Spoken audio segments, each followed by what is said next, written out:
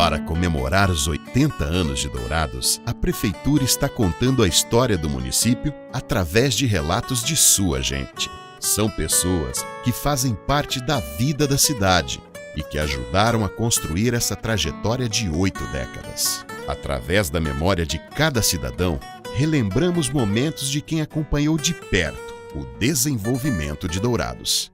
Vamos agora ouvir quem faz parte e conta esta história. Quem é nascido aqui, teve a vida toda aqui, você não percebe muitas mudanças.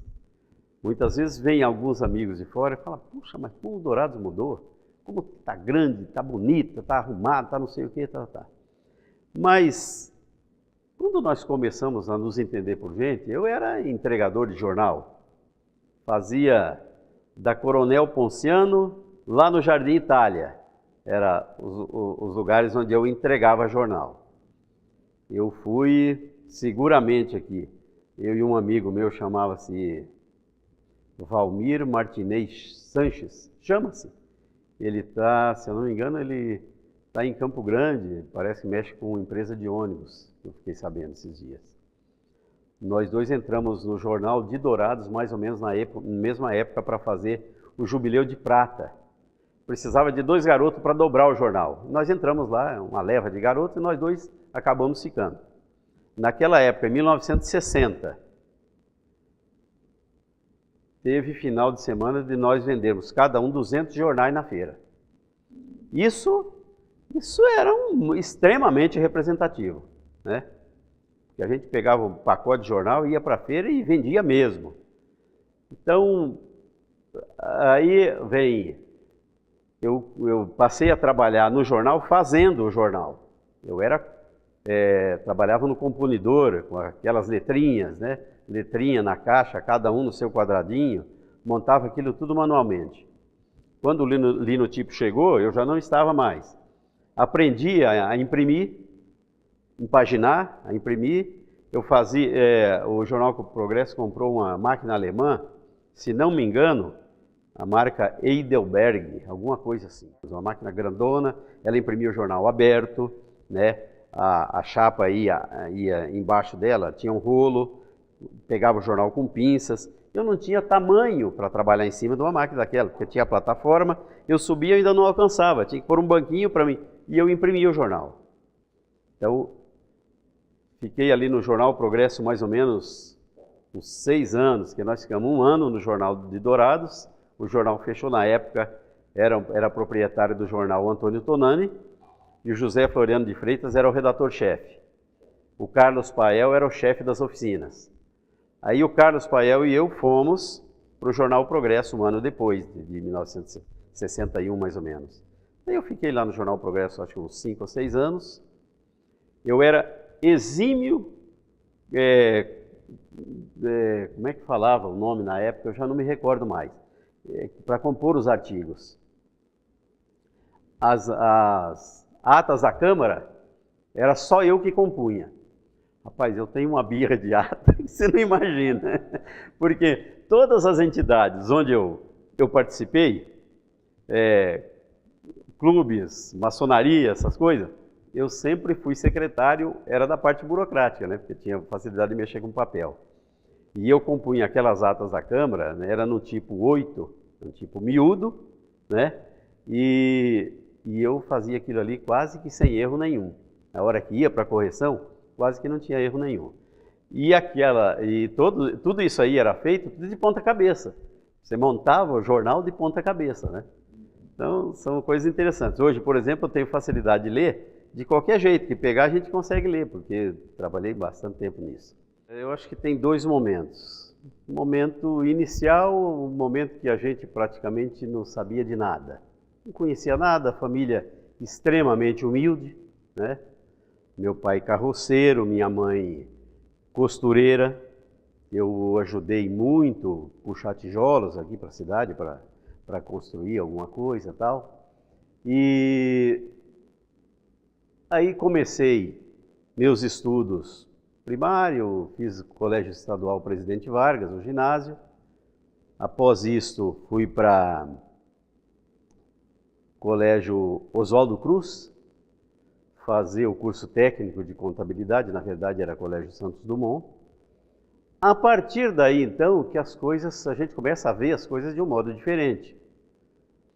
Depois, em 1969, que passei a ser contador de uma empresa, eu deixei a parte de gráfica e fui trabalhar no escritório Mato Grosso, do Jean Jarabe do Sáter e do Luiz Braga Mello.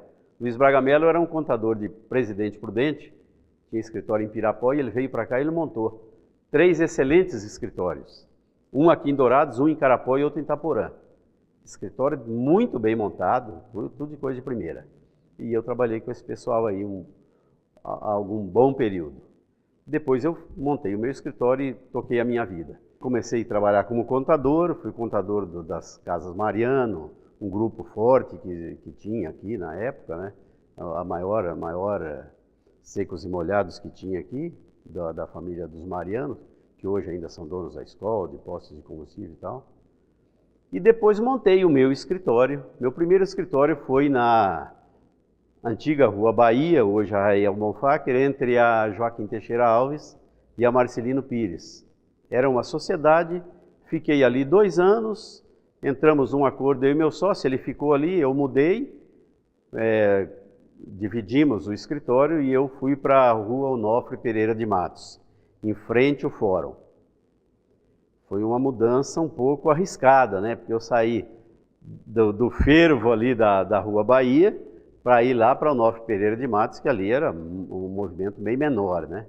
Ali o meu escritório também era porta de vidro, com ar-condicionado, então mudou bastante a forma da gente se conduzir ali. Mas também não fiquei muito tempo ali não, fiquei 2 anos e mudei para Marcelino Pires, ali em frente à Casa ONU. Fiquei ali, acredito que por uns 12 ou 15 anos, em um prédio alugado do finado Flávio Cerzósio. Quando eu mudei da Bahia, eu já vi no estado de São Paulo, existia, se eu não me engano, na capital de São Paulo, tem um cartório por nome de Penafiel. Eu gostei do nome, pus o nome de Penafiel no escritório, né? E é um negócio que né, tem a ver com contabilidade, com escrita, essas coisas. Então, fui para Marcelino Pires. Nessa época, lá por volta de 1980, mais ou menos, eu fiz o concurso da Receita Federal para auditor fiscal. E passei. Fizemos aqui em Dourados, se eu não me engano, em 3 pessoas. Um deles é o doutor desembargador Eduardo Machado Rocha. Fomos aprovados. Quando recebemos as passagens para ir para Brasília, para a ESAF fazer o treinamento, tinha que ficar mais ou menos 6 meses fazendo treinamento e na primeira ida teria que ficar, se não me engano, uns 90 dias. Eu resolvi desistir. Então alguns amigos comentavam: você é maluco? Você não quer fiscalização da Receita Federal, auditor da Receita? Então, tomei a decisão e resolvi construir meu escritório. Então construí ali na Teixeira Alves, onde é hoje. Comprei o terreno ali do Dr. Shinsuke Ono. Dr. Shinsuke Ono. E construímos ali, fizemos a sede, um bom escritório para a época, muito bom. Depois antes da Marcelino Pires eu já era delegado do Conselho Regional de Contabilidade, que na época era em Cuiabá. E a gente centralizava aqui toda a região. Então recebia contadores de Mundo Novo a Bataguaçu aqui, a gente tinha um contato muito grande e eu fiz um relacionamento muito bom, como tinha um relacionamento também muito bom na Receita Federal. Até a época eu conversava muito com eles, tá? Eles falavam: não, mas vem para a Receita, ou você fica ou em Campo Grande ou em Ponta Porã. Em Dourados, naquela época, não era delegacia, então era só onde era delegacia, que era Campo Grande e Ponta Porã. Depois disto, aí, logicamente que os horizontes aumentam, né? E você começa a ver Dourados de uma outra forma. Um escritório de respeito também e muito bem relacionado com todos os contadores aqui. Acabei sendo presidente na época era a Associação dos Contabilistas de Dourados, depois para frente virou sindicato. Então essa foi a vida, a hora que você começou a enxergar as coisas, né? Ver diferente, participar mais da política, filiado no PMDB, fundador do PMDB. Eu sempre participei desde que me filiei, que deve ser por volta de 1980, eu não me recordo mais bem. Mas quando eu fui convidado para participar de alguma coisa, foi no primeiro mandato do Braz. O Braz me convidou para ser secretário de Fazenda. Eu relutei muito em aceitar. Me recordo que há 15 dias para assumir, eu saí de casa e falei, minha mulher, vou lá no Braz dizer que eu não quero ser secretário de Fazenda. Não tem interesse.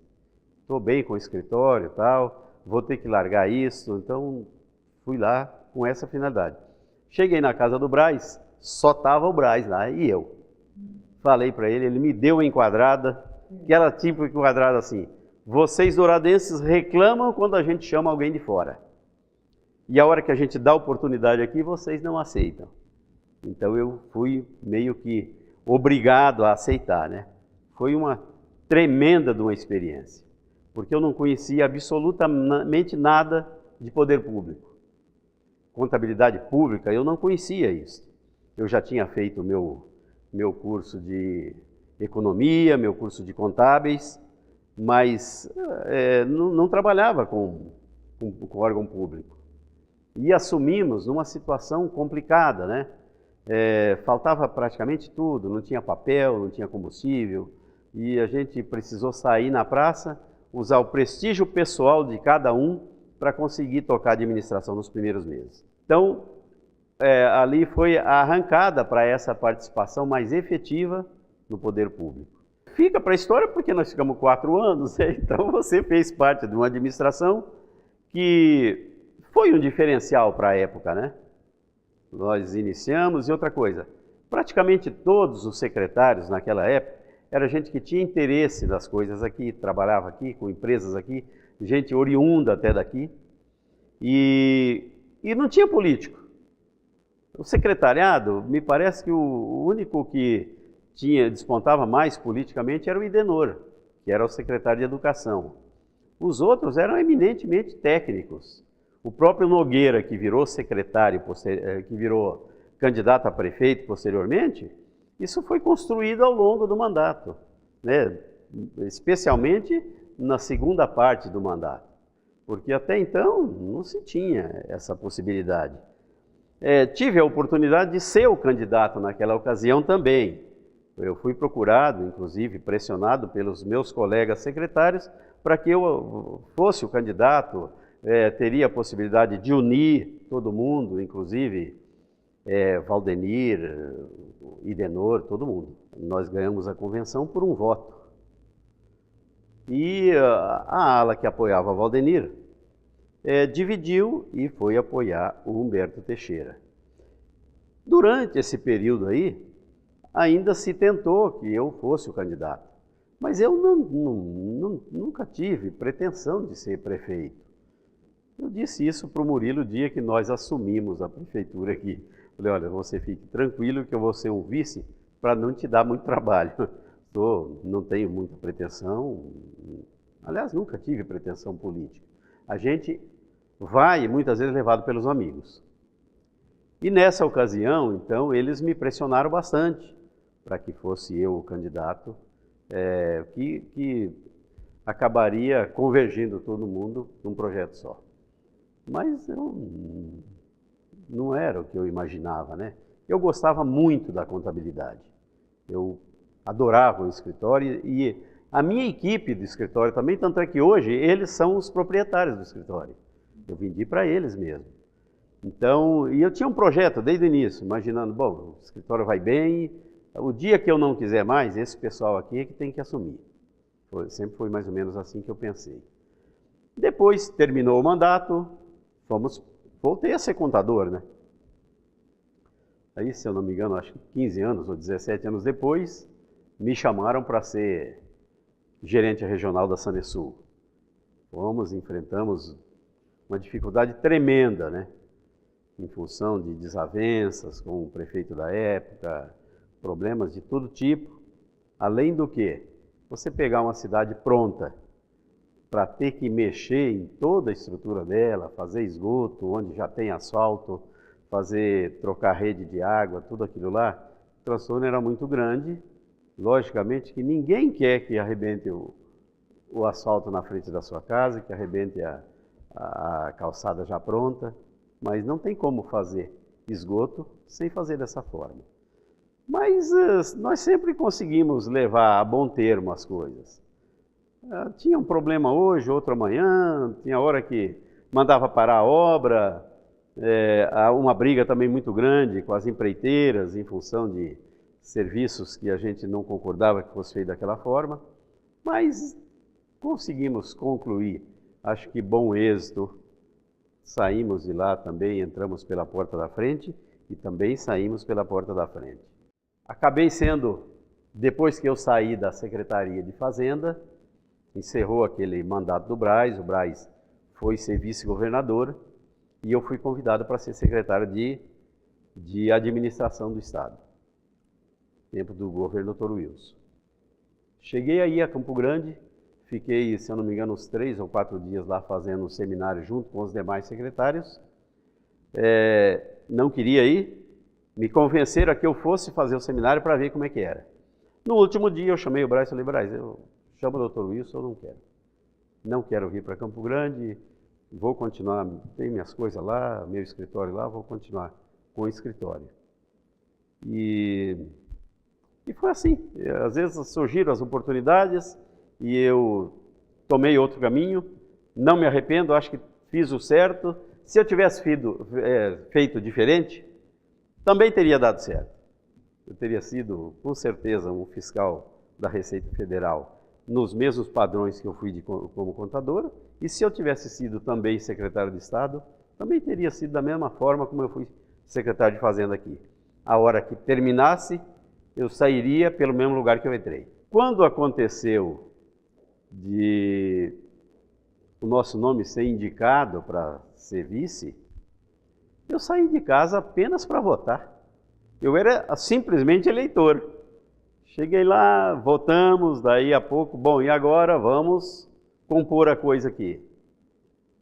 Não deu certo a nossa candidatura a prefeito? Vamos fazer a composição. Quem é? Tinha 8 pretendentes. Me recordo que foi o João Azambuja que chegou em mim e falou, ô Dilon, você não vai pôr teu nome? Falei, João, mas eu não tenho pretensão. Não, mas põe teu nome. Colocamos meu nome. Apareceram 8 candidatos, depois ficou 4, depois ficou 2. E no fim acabou sendo, o meu nome deu praticamente unanimidade lá e eu acabei saindo de lá como candidato a vice-prefeito. Tanto é verdade que eu estou dizendo que minha esposa não sabia. A minha filha que estava morando em Cuiabá, ela recebeu notícias através da imprensa e ligou em casa. Eu não tinha chegado em casa ainda. E conversou com a minha esposa. Mas mãe, o pai é candidato a vice-prefeito, ele nunca gostou disso. Ué, eu não estou sabendo. Aí que eu cheguei em casa e fui contar como é que foi.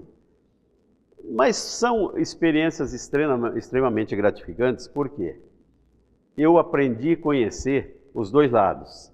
E olha que eu era uma pessoa que convivia muito com o poder público, com fiscalização, com Secretaria da Receita Estadual, com Secretaria da Receita Federal. Eu tinha muito envolvimento realmente com isso. E para mim foi uma surpresa muito grande a hora que eu estava do outro lado. Você perde, inclusive, um pouco de noção das coisas. O volume de recursos no poder público é tão grande que o seu negócio fica tão insignificante, tão pequeno, que depois, quando eu voltei para o escritório, cliente ia lá comigo discutir honorários. Eu ficava danado da vida, puxa vida, mas é tão pouco, né? Então, é muita diferença de volume, de recursos que a gente mexe.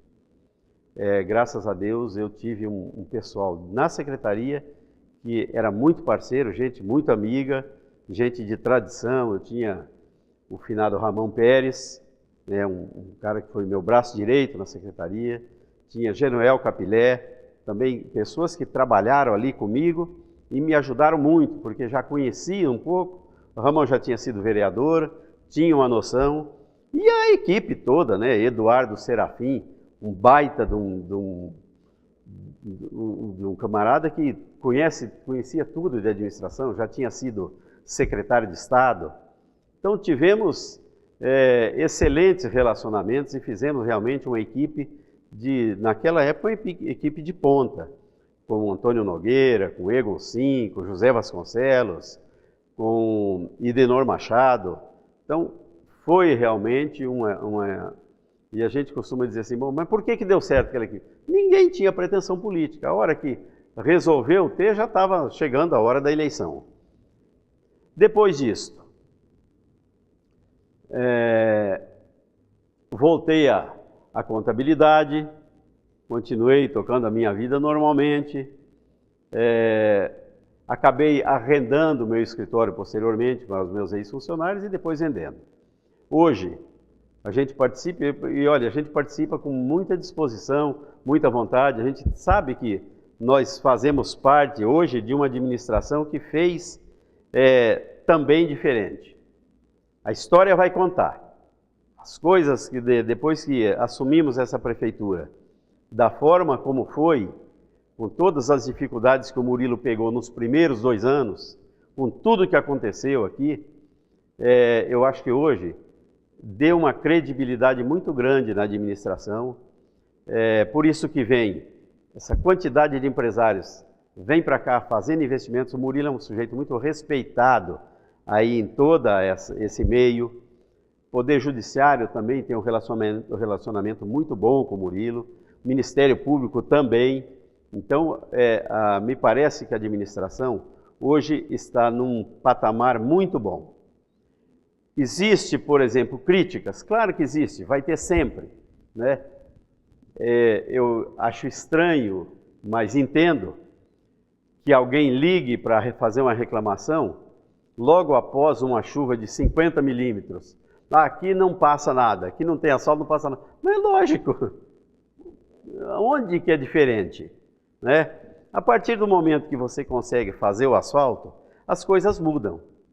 Mas seria muito bom que a gente conseguisse fazer tudo ao mesmo tempo. Mas é impossível.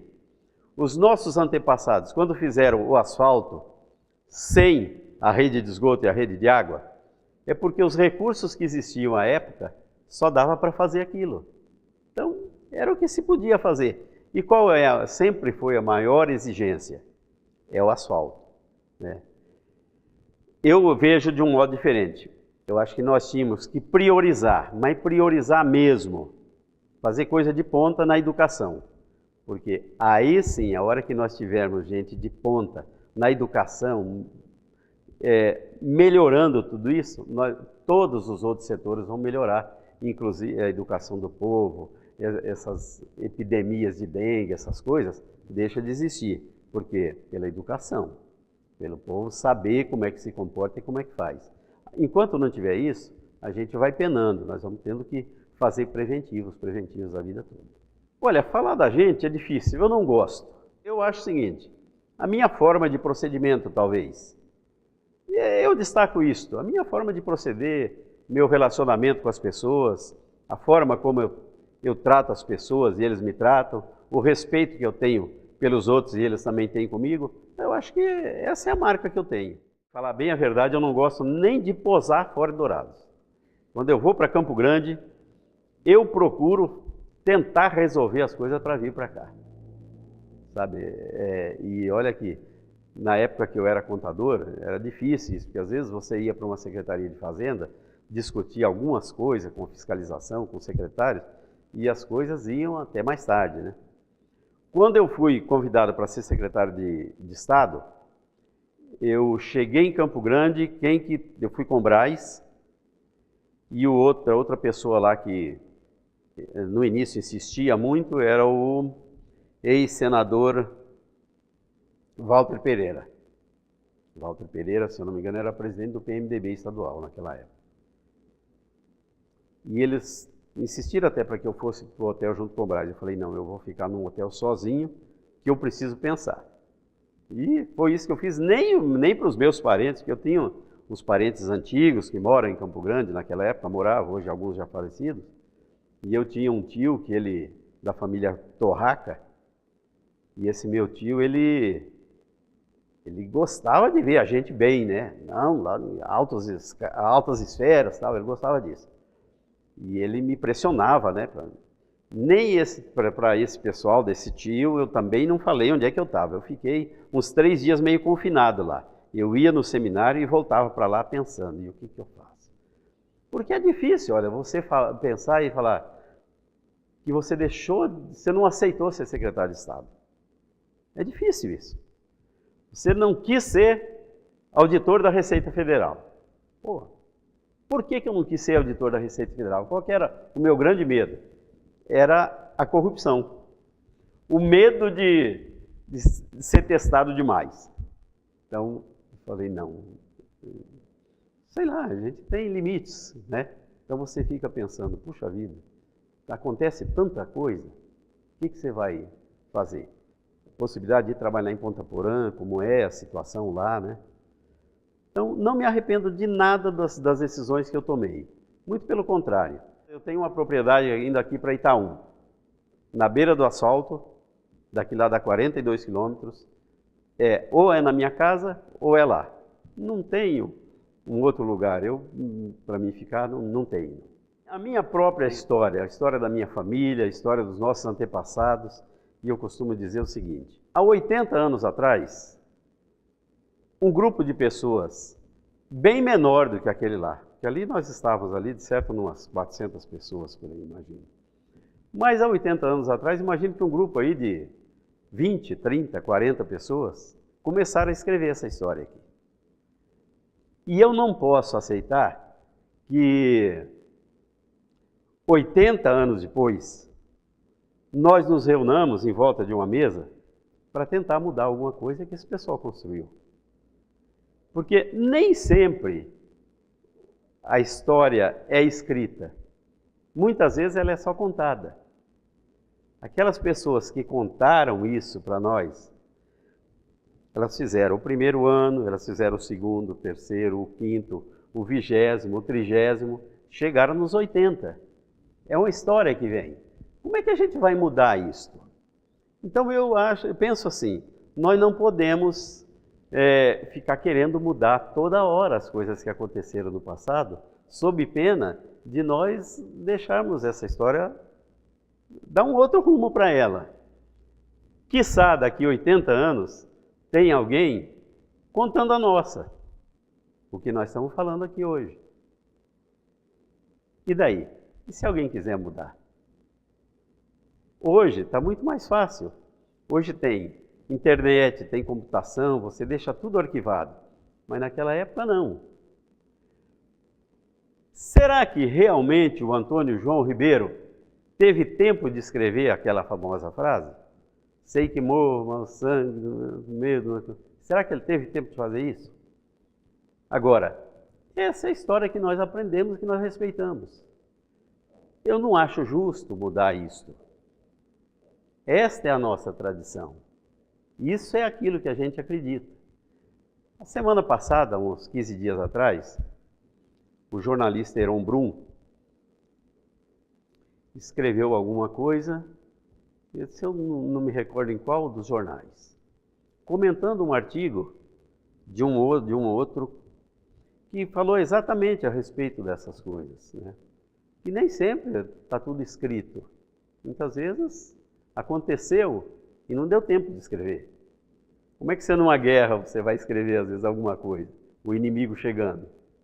Mas o ato, a disposição do que o cara fez, isso tem que ficar gravado na história, não pode ser diferente. Nossa família chegou aqui por volta de 1890, vieram em 6 irmãos.